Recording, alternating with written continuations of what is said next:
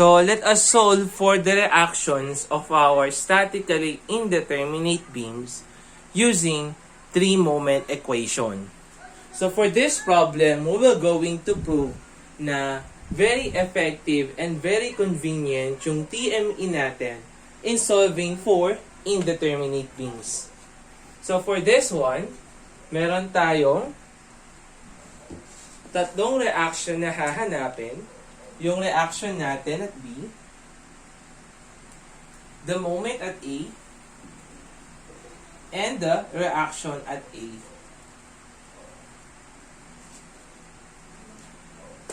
So, gagamitin natin yung TME to solve for the value of these reactions. So, eto, sinolve natin yan using area moment method, double integration method, and superposition method. But for now, we will solve this beam using TME, or the three-moment equation. So using TME, so we will consider 3 points along sa elastic curve natin. So for this one, yung beam natin, it will deflect ang paganto. So, at a certain distance, hindi muna siya magde-deflect kasi nga fixed. Tapos, magde-deflect siya. Tapos, upon dito sa R-beam, magzi-zero yung deflection natin. Kasi nga, meron tayong external support. So, along the elastic curve, saan tayo magko-consider ng tatlong points? Kung gagamitin natin, consider natin yung point A, C, at saka D, yung tendency is magkakaroon tayo ng value ng H1 natin at saka H2. Kasi yung magsisilbing reference niyan is yung point C natin if we will going to consider yung ACD. So, yung point C niyan, yung magsisilbing point 2 natin, yung A naman yung point 1 natin, and yung D naman yung point 3 natin. So, mangyayari is, kukuha pa tayo ng value ng mga deflections nila, which is sobrang hassle and sobrang procedural. Kasi ito yung value ng H2 natin, at ito yung value ng H1 natin. Since yung point 1 natin is above point 2 kaya positive H1, and yung point 3 natin is above sa point 2 kaya positive H2. So yung take note lang natin in considering for the points is sa 3 moment natin kapag nagko-consider tayo is yung mga supports. Doon tayo mag-consider ng mga points natin. Kasi at support, yung mga value ng deflection natin is equal to 0. So, meaning to say, naka-level sila. So, wala tayong value ng H1 natin and value ng H2 natin. Yung value ng H1 natin and H2 is equals to 0. Kaso yung problema is meron lang tayong dalawang support. Yung fixed support natin sa E and the roller support at B.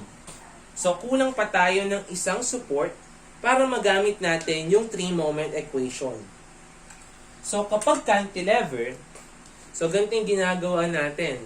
Nagkakaroon tayo dito ng imaginary span. So, let's say, meron tayong imaginary span dito. I-extend lang natin yung beam natin dito sa point A.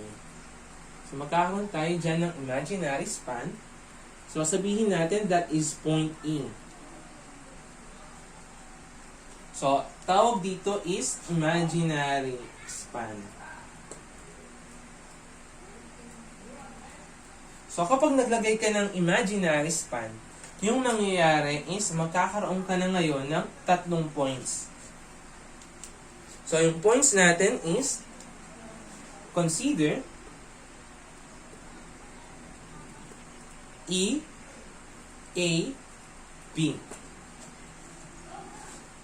So, upon considering that, so meron tayong, magagamit na natin yung simplified equation natin na ME L1 plus 2MA L1 plus L2 plus MB L2 plus yung 3 moment factor natin is equals to 0. Kasi nga, naka-level sila. Walang deflection sa point A, walang deflection sa point B, walang deflection sa point E. So, meaning to say, the value of your eto is equals to 0. So, ano yung value ng ME natin? Since ginawa lang naman natin siyang imaginary, so yung value ng ME natin is 0. How about the value of your MA? So, yan yung hahanapin natin. And, yung value naman ng MB natin, since it is external support, kaya 0. Yung L1 naman natin, since imaginary nga yung span natin, that is equal to 0 meter.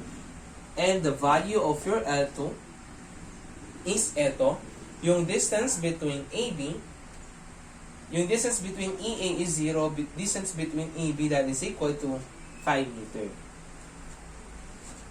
So, yung poproblemahan na lang natin yan is yung value ng mga 3 moment factor natin. So, etong 6A1, A1 bar, so yung consider natin dyan is yung left. Tapos, dito tayo sa first segment na EA. Yung susunod naman na to, 6A2, B2 bar over L2. Yung consider natin dyan, yung kukunin natin is yung sa right part. Tapos, yung segment na i-consider natin, siyempre, is segment AB. So, for this part, since imaginary nga yung span natin na EA, so, yung 6A1, A1 bar, L1 natin is equal to 0. Eto niyan, that is equal to 0. And yung MB natin, that is equal to 0. So, yung maiiwan na lang is yung 2MA natin. L1, which is equal to 0 plus 5, plus the value of your 3 moment factor dito sa segment AB. So, yung isosolve na lang natin dito is the value of your 3 moment factor dito sa segment AB. So, gamitin natin yung dalawang principle natin dyan. So, let's consider first no, sa pagkuha ng 6A2B2 bar over L2 is yung sa 3 moment equation natin. Is yung sa area moment method natin. So, gagawin lang natin is i-rewrite lang natin yan. So, yung consider natin ditong moment center is yung moment at B. Is yung point B. So, explain natin later.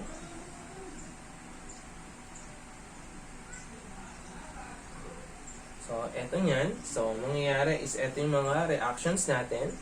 So, meron tayo dito na 20 kN.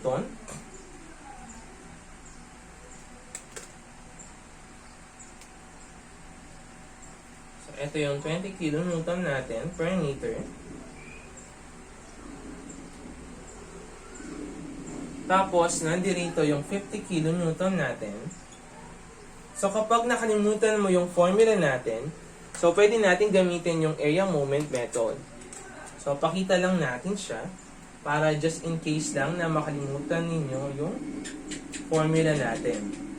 Kasi nga, yung 3 moment equation natin, it was derived using yung area moment natin by Clapeyron. So, gagawin lang naman natin dyan is we're going to solve yung mga reactions natin. So, meron tayo dito na 3 meter, 1 meter, tapos 1 meter. So, upon solving the reactions, this is point A, tapos B, C, and D. So, moment tayo sa B, makukuha natin yung reaction natin sa A, which is equal to 52 kN. And moment tayo sa A, makukuha natin yung reaction natin sa B, which is equal to 58 kN. So, yung gagawin natin dito, ano yung moment center natin? So, kapag nasa second segment na tayo, since yung 0 yung value ng first segment natin, dun sa second segment, yung magiging reference natin is always right. So, for this part, laging dito sa dulo, right part kasi second segment. So, yung magiging moment center natin dyan sa ayaw at sa gusto natin, yung point B. So, since yung point B yung magiging moment center, apply continuity condition. So, mag-a-apply tayo dito ng continuity condition. So, magiging buo na yung 20 kN natin. Tapos, meron tayo dito na 20 kN na pataas.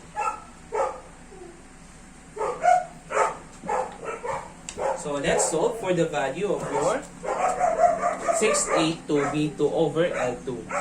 So, unahin muna natin yung upward reaction natin na 52 kN.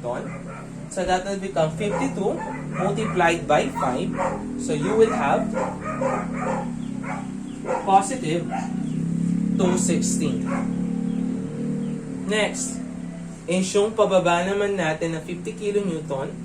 So, that will become 50 times 1. So, meron kang negative 50. So, next naman is etong malaking uniform load natin.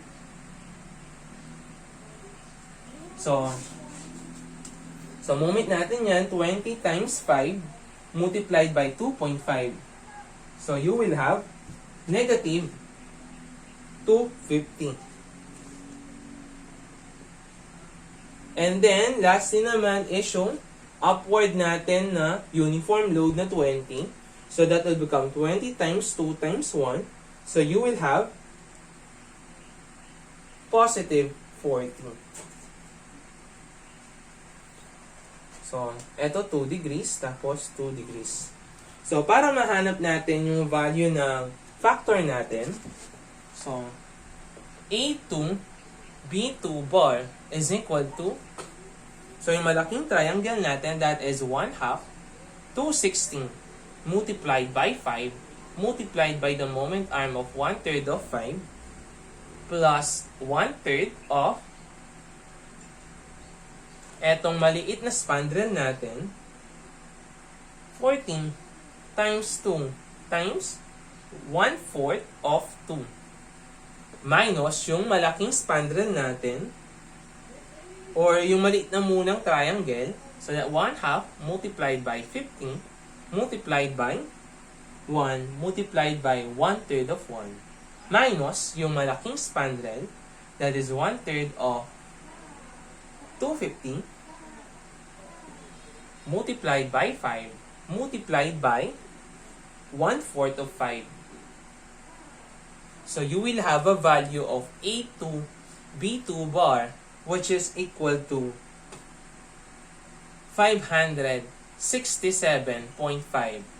So apply lang natin, multiply lang natin yan by, so lagay lang natin yung 6A2 B2 bar over L2. So 6 over 5 multiplied by 567.5. So the value of your 6A2 B2 bar over L2 is now equal to 681. So yan yung other way natin in computing for the 3-moment factor. Or we can use yung formula natin. So we can use yung formula natin, which is equal to, so we can use yung formula natin. So meron tayong formula dyan in finding for the 3-moment factor. So let's say meron tayo dito na concentrated load. So siyempre this is A, this is B. So yung formula natin for 6A1 A1 bar over L1 is equal to P. Siyempre yung distance natin na malapit dito sa left. So yung 6A1 A1 bar over L1. So yung reference niyan is sa left. Kapag naman 6A to B2 bar or over L2, yung reference naman yan is sa right. So dito muna tayo sa left part. So that will become P multiplied by L over L multiplied by A all over L multiplied by L squared all over A squared. Kapag naman i-compute natin yung value ng 6A2 B2 bar all over L2, baliktad naman. So, yung distance naman natin na near sa right part. So, that is P near, which is yung B all over L, L squared minus B squared. So, for this, yung gagamitin nating formula is eto. So, gagawin natin yan is para mahanap natin yan, meron tayo dito na segment AB. So, yung segment AB natin, it is composed of simply supported, ay composed of uniform load at saka concentrated load. So, pakita lang natin na parehas yung makukuha nating value. So, meron tayong uniform load which is equal to 50 kilonewton. So, meron tayo dito. So, 1 meter, 1 meter. And also a uniform load.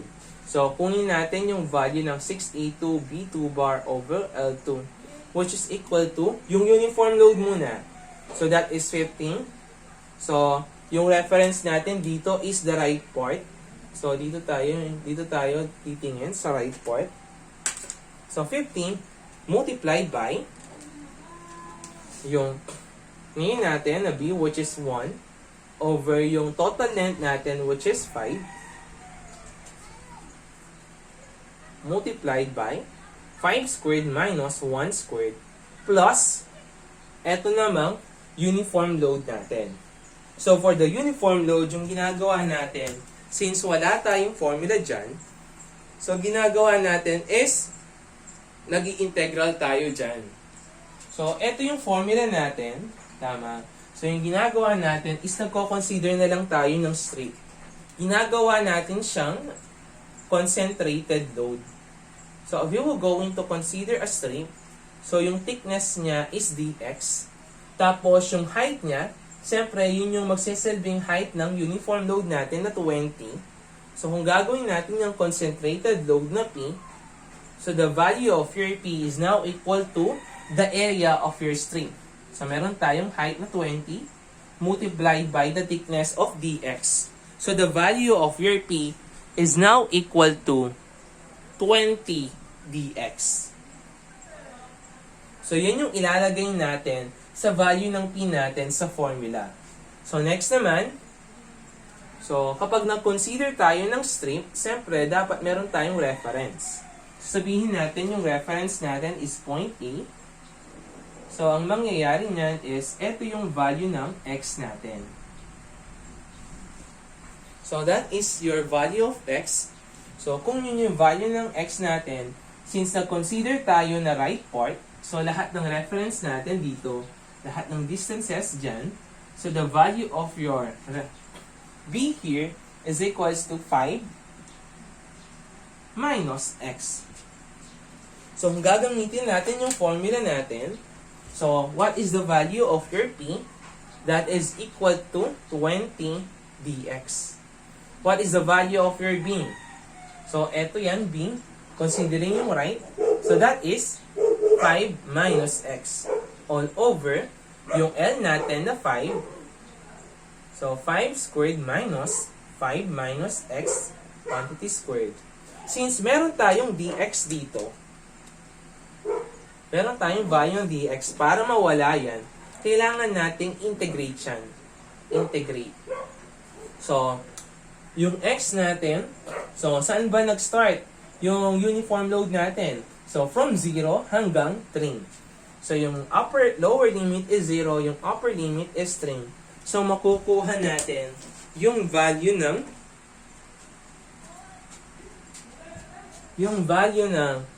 6A2B2 bar over L2, which is equal to, so meron tayong 214 plus etong integral, which is equal to 441, which is equal to 681.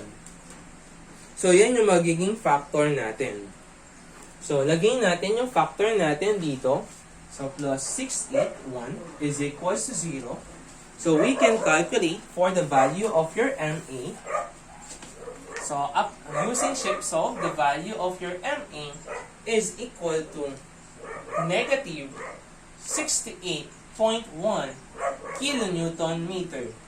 Since negative yan, therefore, yung beam natin, i-concave downward niya. So, for this, so yung rotation ng MA natin is counterclockwise. Kasi yung gagawin niya sa beam natin is, so mag-a-apply tayo dito ng counterclockwise, i-concave upward, o i-concave downward niya. So, upon solving for the value of your MA, we can calculate for the value of your reactions. So, summation moment tayo sa A is equals to 0. So, counterclockwise is positive, R being multiplied by 5 plus yung counterclockwise natin na moment na 68.1 minus yung uniformly distributed load natin minus yung concentrated load is equals to 0. So the value of your RB is now equal to 44.38 kilonewton upward. So summation forces vertical, we can calculate for the value of your RA. So that is 44.38 plus RB, which is plus RA, minus 20 times 3 minus 15 is equals to 0. So the value of your RA is now equal to 65.62 kilonewton upward. So, ganyan lang kadali yung solution natin using 3-moment equation. So, ganyan yung shortcut natin in computing for the value ng mga reactions natin dealing with TME. Pero, kahit na madali yan, meron pa tayong mas dadaling way to solve for our prop beam. So, eto no, given lang to using the prop beam. So, for prop beam lang, etong gagamitin nating principle. So, erase na natin etong sa 3-moment factor natin. So, let's solve yung beam natin using yung shortcut way in prop beam. Since meron tayong prop beam, applicable yung formula natin na to. So, let us consider a prop beam.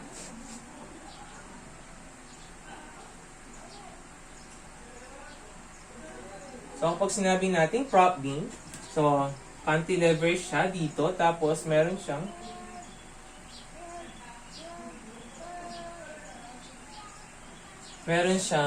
external support. So, sabihin natin, this is P.